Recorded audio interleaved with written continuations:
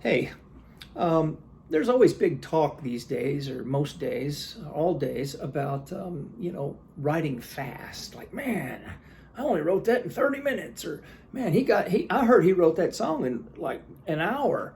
Wow, and like writing fast is a virtue, and I say writing fast is not a virtue. There's a philosophy in town, in Nashville anyway, that says that the more songs that you get written, the more songs that are on the street, the more chances, more likely that you'll get a cut. And everybody says, well, it's a numbers game. You write more songs, you get more songs out on the street, and with your name on it, then there's going to be more of a chance that you get a song cut. Well, that's one philosophy, and that may be why a lot of the songs we're hearing sounded like they were written pretty fast. A lot of them, anyway. Some writers love writing 2 and 3 times a day. I've got a 10 and a 2, let's hurry up, a 10 o'clock and a 2 o'clock. So just repeat the chorus and we're good. I got to catch lunch on the way to... And of course, when you write a lot, there are those songs that just seem to come out. But that's rare. That happens from writing a bunch, not necessarily fast all the time, but writing a whole bunch. And then it just seems that there are those gifts of songs that just sort of flow out and not a lot of time spent on them. And even looking back over them, maybe you're like, man, there's nothing to really rewrite there. That thing was just a gift, But that happens, at least to me, and I think a whole lot of writers that I've talked to. It doesn't happen very often, and it certainly is not something that you force to try and get done quick. So I say, writing fast is not necessarily a virtue. It's kind of framed that way sometimes,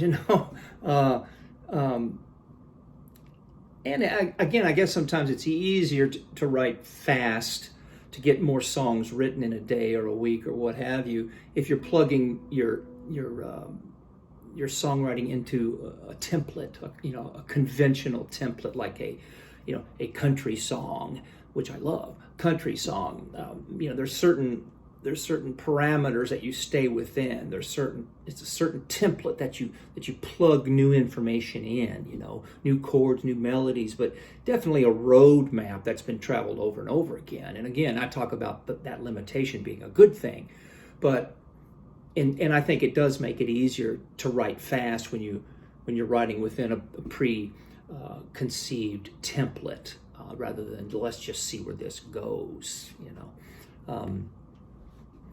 And there are speed writing exercises that you can do, and I've heard workshops where you can do like speed writing things, and I don't know.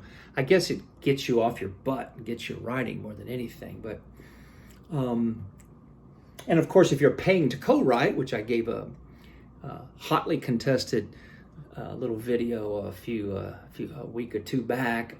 If you're paying to co-write, if you're paying a pro, which I hope you're not, if you're paying a pro to co-write with you, then you're writing fast because he or she's writing fast because they want to get a song written in 4 or 5 hours so you can leave a happy customer.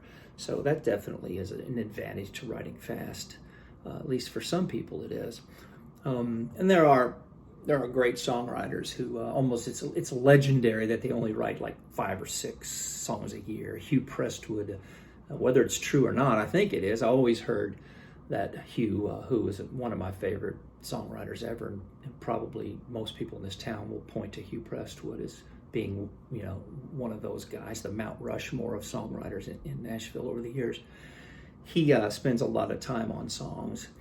He doesn't write a lot of songs. He may write one a month, something like that. There's a happy medium. And there is some virtue in acting quickly. I read something that Ray Bradbury, the great science fiction writer and other things, wrote, and he asked, what can we learn from lizards? He said, in quickness there is truth. The faster you blurt, the more honest you are. It's a Zen concept. The faster you do something, do something without thinking about it.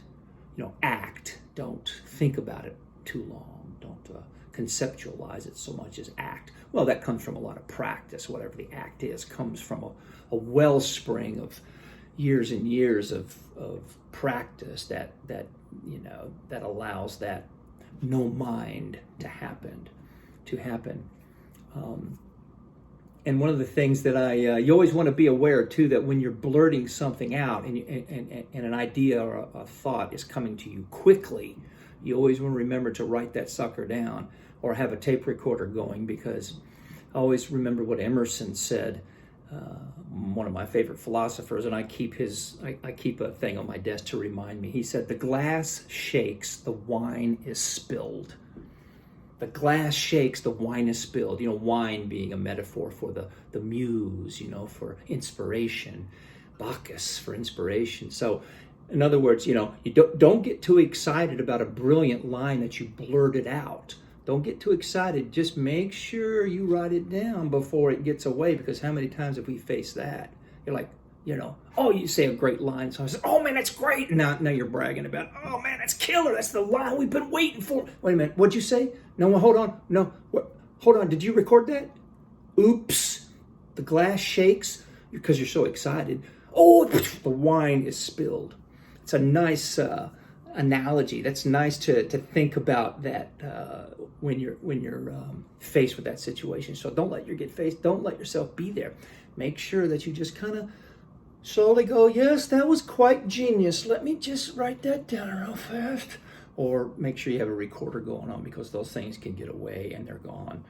And they're going to go down the street and Craig Wiseman's going to pick it up. So anyway, so in quickness there is truth. Yeah, but writing fast. And again, that doesn't even include rewriting. Does anybody rewrite anymore? I mean, I hope so. Yeah, I don't know that it's a virtue. Something to brag about, I guess. And if you're surprised by it, that can be cool. But it usually comes from laboring over songs for a long time, and then one will pop out, and that's like a gift from the gods, So, but always remember, the glass shakes, the wine is spilled.